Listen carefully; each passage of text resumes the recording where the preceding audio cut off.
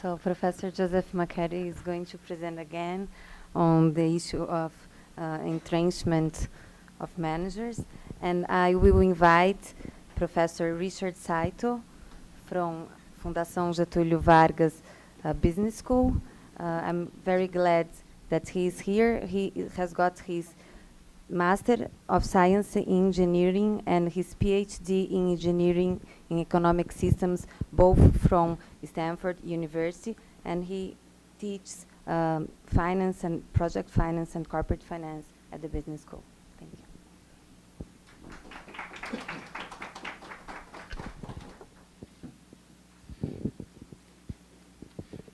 I feel like it's a wedding. You get to actually give your own speech. Thanks very much. I didn't plan it this way. Usually these people I know as co-authors are fairly reliable, at least until you ask them to give their draft. Okay. So this is a paper with Mark Humphrey Jenner, and we've been working on the question of managerial entrenchment, and the issue for us is whether, in fact, entrenchment destroys value. So in terms of the motivation, there's quite a bit of literature on entrenchment and the value effect. And clearly the question for us is, and it's a live issue, is why entrenchment's associated with value destruction. There's quite a bit of research that's been done earlier to show that firms with entrenched managers certainly have lower market value, and clearly there's the Gumper's-Ishii index, the Bebchuk slimmed down index, where essentially the number of ATPs, 24 versus 7, in a charter proxy the quality of governance for a firm, and we know that, in fact, the firms with more ATPs, at least in terms of the early Gumper's and Bebchuk index, have worse returns. And certainly there's been extensions, and the first extension that's one that we relate to in this paper is Masulis, and Masulis certainly in a U.S. study shows that, in fact, entrenched managers make more value-destroying investments in the context of the market for corporate control. So there's a strong relationship between governance and we know the price of debt. And the question we were really looking at in this paper is what are the so-called effects of entrenched managers on the so-called indirect costs of debt. So that's the issue in this paper. So we know that some types of governance are associated with particular harmful situations. So we know that debt terms, this is quite clear what I mentioned before, and there's quite a bit of literature that's followed up both from corporate finance, Chava's study clock, and we also know that there's related work in terms of governance and credit ratings. So there's quite a bit of so-called dispersed work out there about the role of governance and debt, certainly on just the relation between takeover vulnerability and the quality of governance, and certainly credit ratings. So we decided to actually look at a question in terms of the relationship between poor governance, the price of debt, the quality of credit ratings, and the terms that companies get, that is to say, the terms for raising capital. So the research question is, how does so-called poor governance destroy value? And what's the consequence of it in terms of fees and credit ratings? So these are what we call the indirect so-called costs of high entrenchment of managers. And so what we're looking at here is how does governance drive destruction in these particular ways? So is it more expensive for firms that are poorly run to raise capital in the debt markets? And is it reflected in both the credit ratings and the number of covenants? Okay? So we looked at 9,000 debt instruments over a long period to examine whether or not, in fact, there's this relationship between governance and debt terms. But we're also looking in terms of the effect on spreads. And we're talking about spreads, we're actually looking at the tranches. And so, for example, a spread might be if it's a Euro LIBOR and 245 basis points for a tranche A spread. So we're talking about spreads in terms of basis points on the tranches. It's not the bid-ask with respect to a simple equity transaction, okay? And then we're looking at the cost besides the spreads, which would be the credit rating and the other costs of, let's say, a non-investment rated party, okay? And they would have a higher cost of raising capital, particularly if it was the first time they raised capital. So what we're investigating is the impact of the legal factors.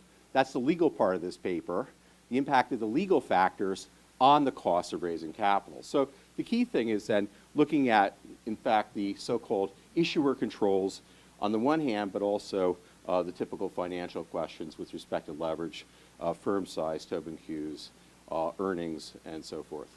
So there's quite a bit of early research on this, as I mentioned. I don't think we have to spend too much time, but in fact, most of it's actually looked at the relationship between shareholders and debt holders and the quality of governance. The lead paper in this literature is the Kramer paper. You could say all the other papers are footnotes. They looked at the direct costs of raising capital. Paper that we're looking at is indirect costs. Measures, we're looking at the anti-takeover provisions. So you might just say uncritically, if you want to be clear about it, anticipate some criticism already, is that we're uncritically going to take the GIM index and the B index and use that as essentially what our measure is. And this is clearly the same measure that most other studies have used. And clearly when we see a higher level, that is to say a GIM of 10 as opposed to 1, we'll have a very clear idea of the type of firm we're talking about. So in terms of controls, we look at the characteristics, as I mentioned before, that is to say, that may be important in terms of the impact, as well as the firm characteristics, which I mentioned earlier. In terms of the data source, this is just a simple off-the-shelf. Any graduate student can do this themselves with respect to the two proprietary databases. So there's only a little bit of hand backfilling where the years in question are not available in the database, and we've done that with respect to the following years, where the reported data is for these following years. We've backfilled the data for the entire period of 1990 to 2009 ourselves. So we have the provisions. We use the GIM index. They're only for firms incorporated in Delaware. We've actually looked for firms not incorporated in Delaware, and we have pretty much the same effect. So the Delaware effect is not really contested, and certainly we're looking at the so-called issues, as I mentioned earlier. So the general findings, just to make the paper go quicker as opposed to listening to me too much, these are the general findings. So the paper in the slide is that, well, the prediction would be firms with worse governance, so an index of at least 10, or BCF of 3. Well, clearly we know that firms with poor governance will have higher fees, both pre and post fees, i.e. their spreads or the gross spreads and their selling concessions will be essentially against or more deleterious. We'll see many more restrictive covenants, and their credit ratings will be worse. Now we'll just go through and quickly, because I don't want to waste too much of your time. I'll give my discussant, I think, most of the time I know what it's like as a teacher, having to listen to someone for a long time. So here are the summary statistics, and as I said here with respect to the gross spreads and the selling concessions, they're both significant and probative, certainly with the GIM of 10 and also with BCF of 3, and it's 5 of 6 with respect to the selling concessions, and certainly with respect to at least the spreads, the gross spreads. So clearly we see it into both the spreads, the concessions, and along the so-called 3 indices for credit ratings. So it's fairly significant across the board. It's a robust conclusion, and in this respect we can say that in this respect governance matters for debt markets. Okay, so the other market we were talking about earlier were equity markets, but for debt, creditors have a different preference and sensitivity, and clearly, as you can see, they sort out the companies they wish to hold investments in. Now, arrangement fees, this is in fact the so-called key takeaway from our paper, is it's these so-called pre-fees, that is to say, fees for arrangement that really matter. And ultimately, in fact, if you look at these so-called issuer variables, I think the key thing is that where there's variation in issuance, that is a type of bond, then the actual conclusion about poor rated firms doesn't flow through. because of this nature of the market. So there's some variable coupon issues which will have lower fees, or zero coupons will have differentiated fees. So if you slice out the so-called variations in the markets for type of issuance, you still get a strong correlation and a strong conclusion with respect to our prediction.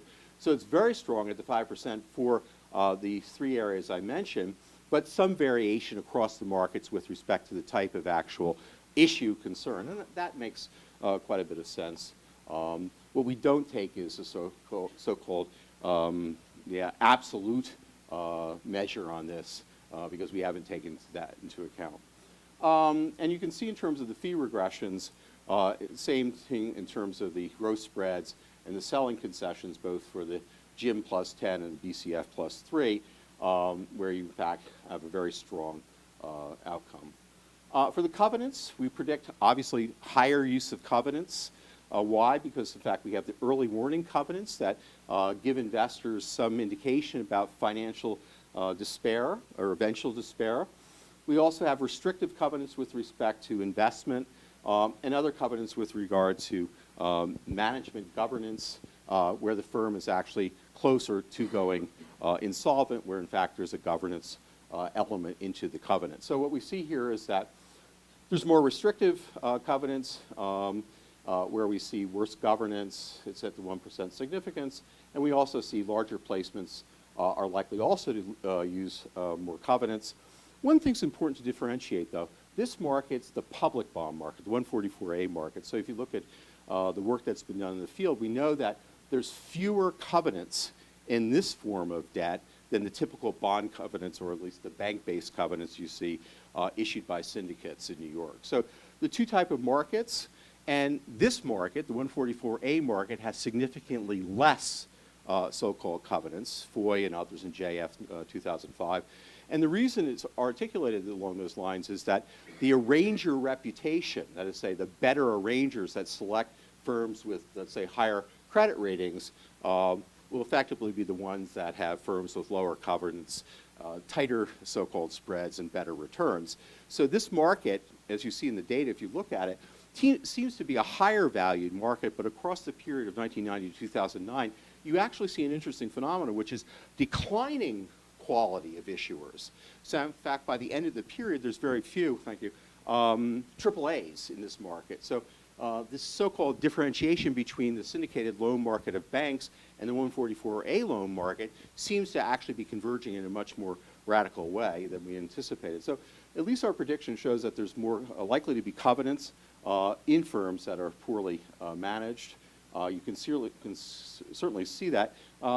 We don't have it broken down with respect to what type of covenants, but in fact, in the slice of the data, we actually have sliced out the covenants, and it's the early warning covenants and restrictive covenants on investments are the ones. Leverage, in fact, if we talked to Margaret today, we see, in fact, leverage ratios, which are, of course, part of the early warning covenants, are one of the top ones that are actually in the mix of the data. So what about credit ratings? We don't use a so-called aggregate rating like Altman said. We could have done that, but we didn't. We just took standard credit ratings, and certainly, as you would expect, because effectively firms with poor governance have more so-called covenants, you're likely to see that, in fact, the ratings would actually be proxied for that. And we see that, obviously, across the issues, large issuers having a different rating than the zero coupons and others, but that's clear from the earlier slides.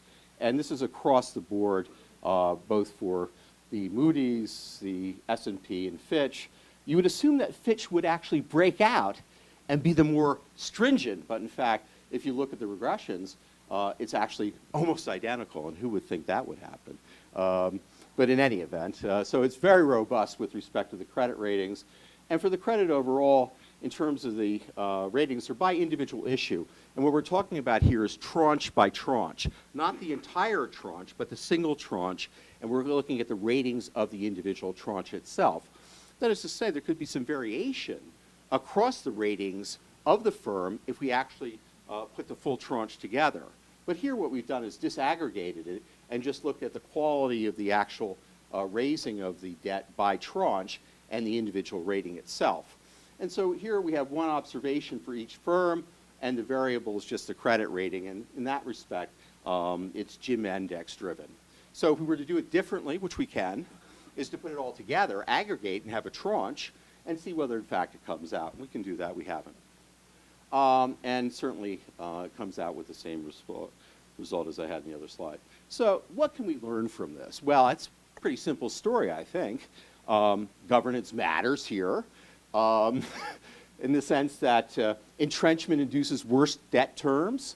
And what we're looking at, in fact, are the indirect cost on fees and the costs in raising additional capital with respect to when firms actually go back in the market. What we haven't logged for is in terms of the delay, in terms of raising new capital and the effect on the credit rating. We could do that. So if you looked at the logged so-called date for the delay in raising new capital, we would see that the cost would be actually increased. We haven't put the results in the paper here.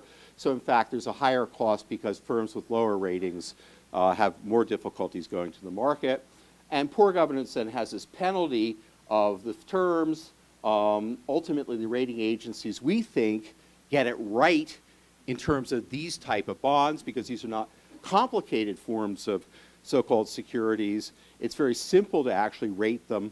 And as a consequence, this might be the one part of the credit rating puzzle. And certainly this is what most of the data indicate, that we didn't have a problem through this so-called period of 2007 and 2008 where ratings were so-called at variance with fair value. We know from the Altman Z index that, in fact, they were very close to fair value. So we shouldn't be too worried about adding any additional so-called signifiers on the rating because these are non-complex securities of an ordinary type where we wouldn't need to put too much extra skin in the game. Okay, so here, prior studies, and this is consistent with that, reduced firm value where there's too many ATPs.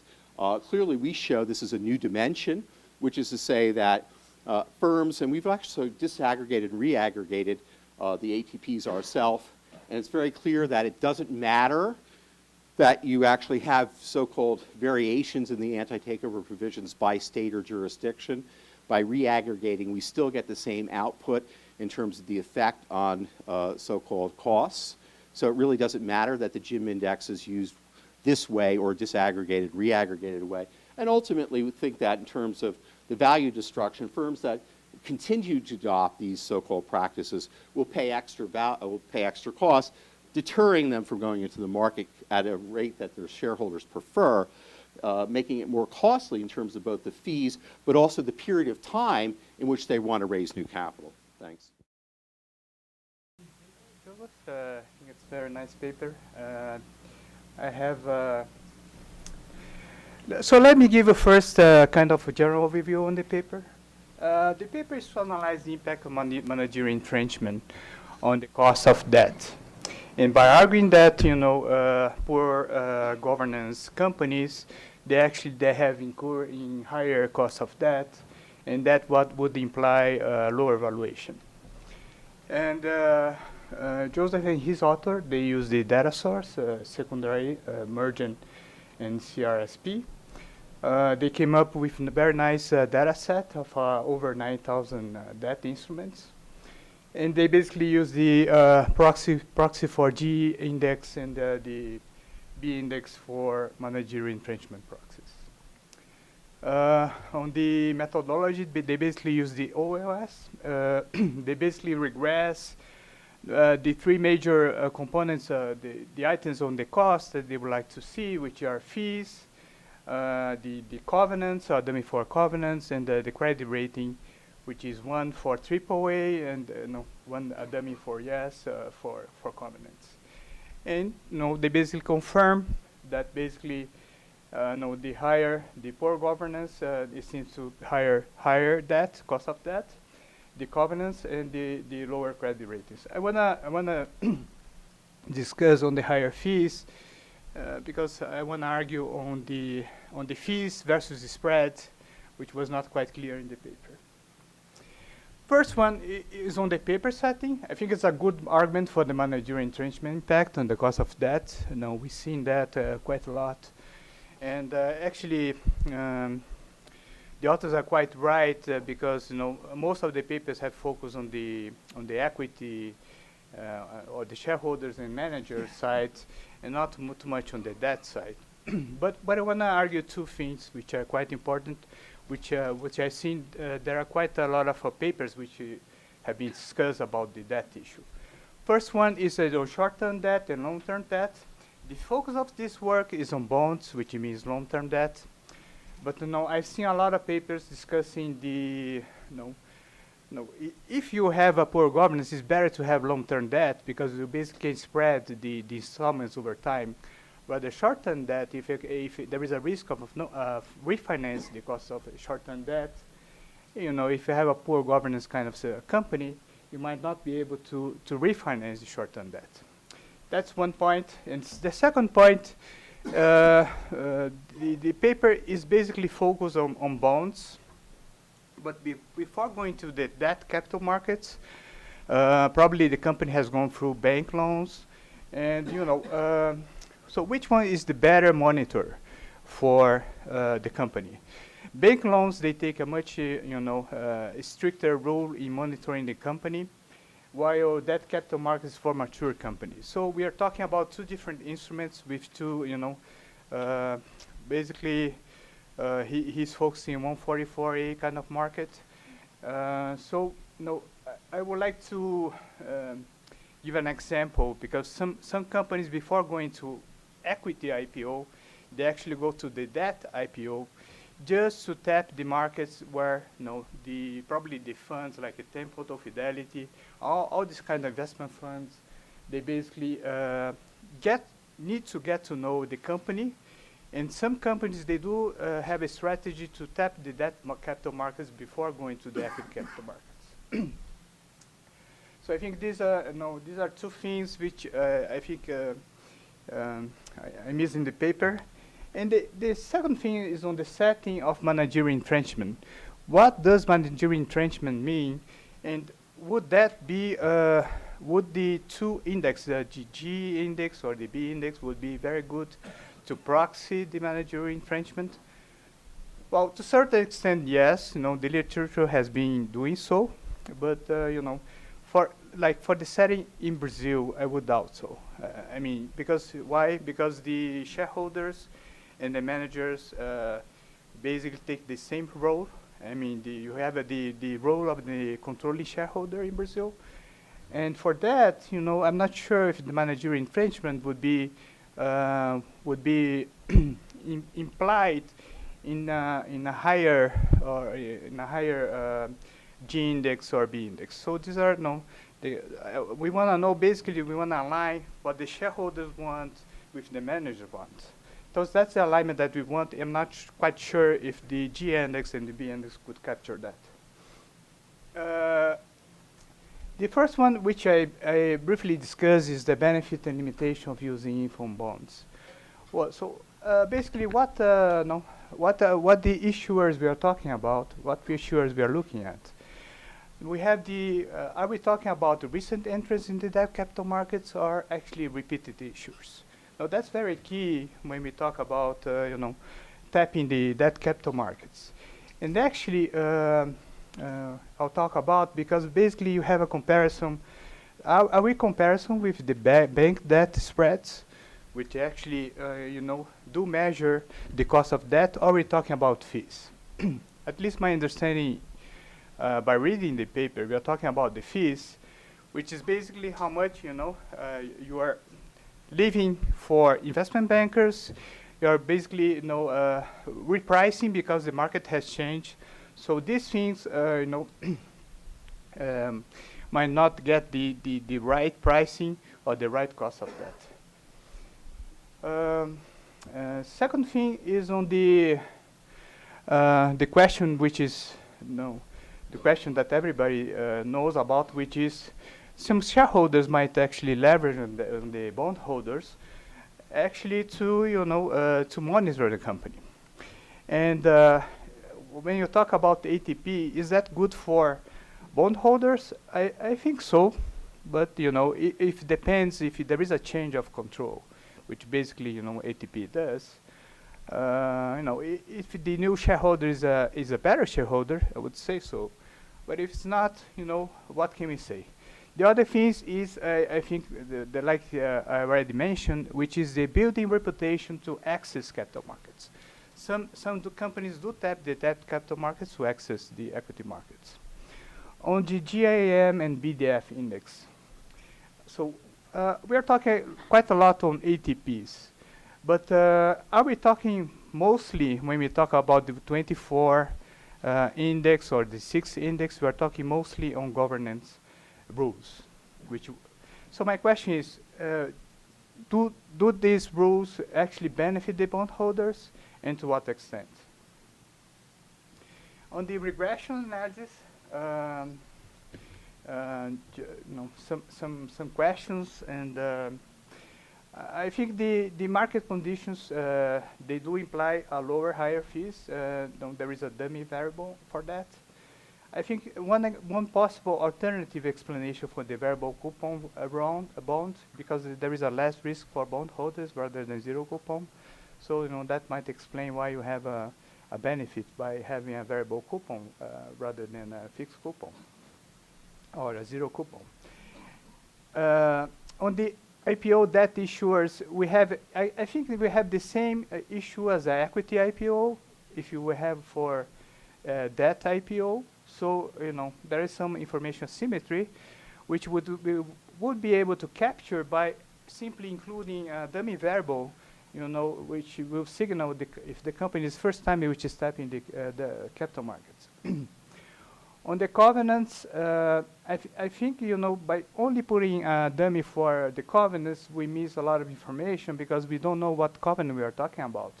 Are we talking about restrictive covenants like on financial leverage and dividend payment, on investment side, on negative pledge? So we have a lot of information on covenants, and what I miss here is which covenants we are talking about. The sample here mentioned that 64% issues do have covenants, so I think that's quite important to get the information on the covenants. On the credit rating, we have 7% of the average of the issuers. They have, all the issuers have a AAA equivalent rating. But can we have a kind of scale rather than simply a dummy? Because some companies like recent entrance to the debt capital markets, what they would like to get is not a AAA rating, but they would probably look for a credit rating status. So they were looking for BBB, at least to access the debt capital markets before maybe getting an upgrade to AAA. So I think by having the scale in the credit rating would capture a lot of information. So by looking at the regression, I think it would be worth also to have some interaction among the variables between size effect, investment grade, for instance, and add the tenor and dummy for previous issues. Why tenor? Because if we spread the fees over 10 years, is different from spreading the fees over 5 years or 30-year horizon. So the real cost is quite different depending on the tenor. I like very much the robustness checks for the variables and to generate the issues. But I would ask why OS or OLS rather than GMM, including Logit. So and there is some very minor points, like I said. There's some missing, which I already discussed. Thank you very much. Excellent comments. Thanks very much. I appreciate the help on our paper. Okay, I think the short-term, long-term, certainly we can do that. It might make the paper slightly different in terms of the referees would say what we're focusing on, so it might be a different paper, but I agree with you in terms of what the predictions might look like, probably slightly different, and I would agree. In terms of bank capital versus 144As, well, yeah, certainly the number of covenants, the spreads, the credit ratings, and obviously the so-called proxy for first time versus long time. If I did that on all the companies and just sliced out, you would actually, you could see that. So I agree, that would do some of the work. On the fees, I think we can do all the things you suggest. And obviously, I think the timing question and the good timing issues, we can sort that out. In terms of the GIM index and what matters with respect to bondholders versus equity holders, we've done that. And I did it before the crisis and after the crisis. So there's a couple papers out there that say governance matters to debt, and you can look at the same data set before and after the crisis, and then you can do a principal component analysis and then ordinal rank the ones that matter for bondholders and creditors. We did that, and there's not much difference. So that's, I think, very important to see which ones matter, but ultimately there's a few adjustments, and the ones you suggest, we would see that would actually be higher for so-called large bondholders as opposed to equity. But fundamentally, the ordering doesn't really, I think, matter that much. In terms of at least the covenants, yeah, you're right, but it's a huge job. I think it's easier the way we've done it. I've sliced out, and we did it by hand, 500 of these, which is a big job. I don't. Maybe someone wants to come to Tilburg and do this as a summer thesis. The other 8,500. But what I can say is it's fairly predictable that there's fewer covenants by virtue of the number. And this type of structure. I don't think I could improve too terribly on the work that's already been done on the type of covenants in articles recently in the field. So I do think it's something to do. I don't know if I could do it in a convincing enough way, but I think it's certainly the right thing to know what they are. In terms of the declining AAAs and scaling down, sure. I said that, in fact, that by the end of the period of 2009, yeah, there was hardly any AAAs left. So in order for us to make sense of the difference, scaling down to just below investment level would make sense. And we could do the interaction effects, size and that. So I think that makes a great deal of difference. The question ultimately is, will it come out much difference in terms of the interaction effects? I don't think so. But these are great comments. Thanks very much. I appreciate them. Well, for Professor McCarthy, you were the presenter of both papers, and it's interesting to see that in one of them, for the equity market, you have considered that, for instance, dual class share structure was considered to be not so good governance practice, and since, of course, you can call it also an anti-takeover protection and anti-takeover provision, how would you comment and compare the results of both studies? My guess, if you allow me, would maybe be that because it doesn't surprise me that for bondholders or for any investor, governance or bad governance is a concern and should be the reason for higher cost of capital or fees, etc. What surprises me is that for the equities market, it could be considered not to be a requirement.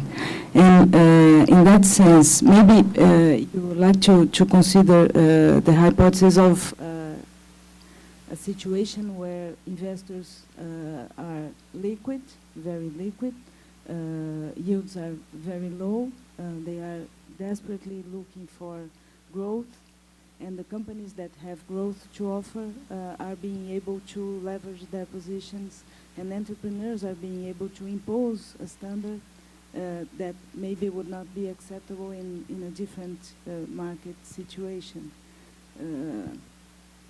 Prior to the crisis, we've seen investors, including here in Brazil, accepting anything because liquidity was very high.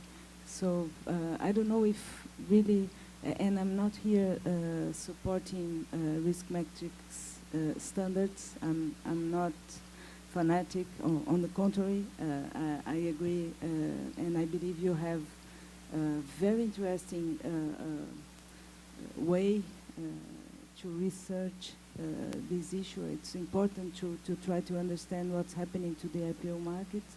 But I just would like to make this small provocation. Well, thank you very much. This is a very good question, and I'm not sure I'll give you a complete or satisfactory answer, but perhaps one way to think about it is that at IPO stage, the dual class don't matter for the most part.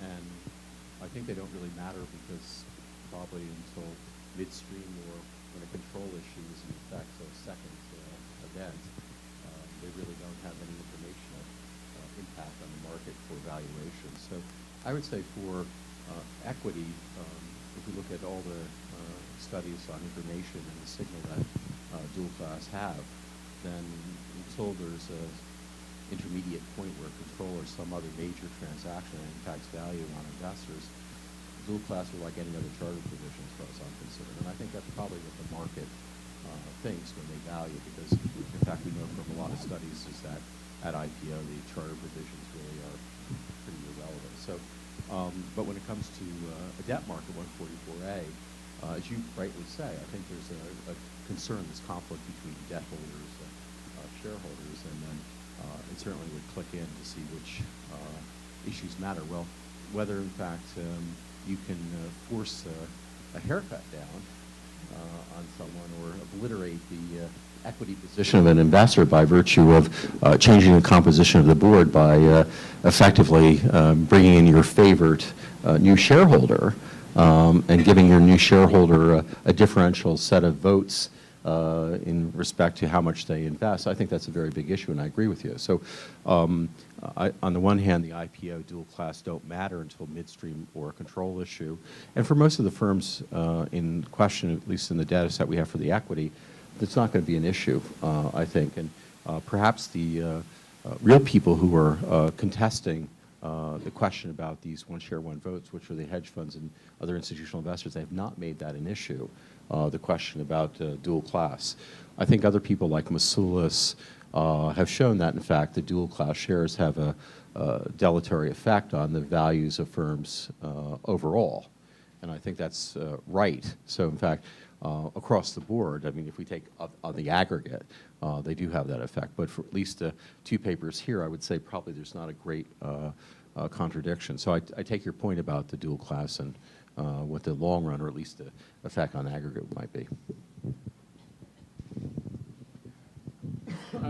It's a question for Professor McCarthy too. It's a very simple question from an economist's point of view.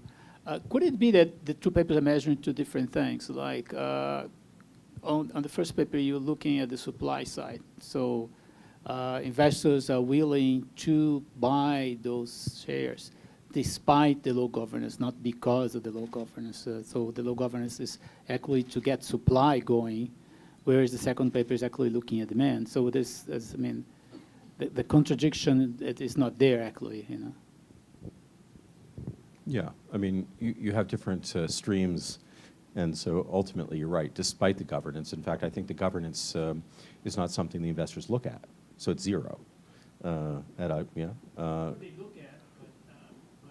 that's how we get supply. Right. I mean, you have zero supply with governance. That's right. Yeah, I agree. Thank you. So you have kind of a life cycle story here, right? I mean, you start off with the IPO, and everybody cares about equity, and therefore nobody cares about the ATPs. Over time, everybody starts to care about short-term value. The ATPs become superfluous, and the cost of having the ATPs increases. Right, so now you need your mechanism to finish the story. You need your mechanism to remove the ATPs, which I gather from your story is the hedge funds. Is that a fair summary of the life cycle picture that your two papers put together? Well, I don't do that, Randall, but if I were to look at the so-called... How about an idea for a paper then? If I were to look at your work on proxy and other proposals, I would look at the number of proxy proposals that targeted those particular corporate charters, and then I would look at the voting, abstention or not, and then I would see who the opponents were, and see what the actual rate was in terms of success. And what I might see from your work and others is that it really doesn't matter. So indeed, over time, when you have a mature firm, indeed, the cost of carrying them only matters at the margin. And where at the margin, it's where, in fact, there is a change of control situation.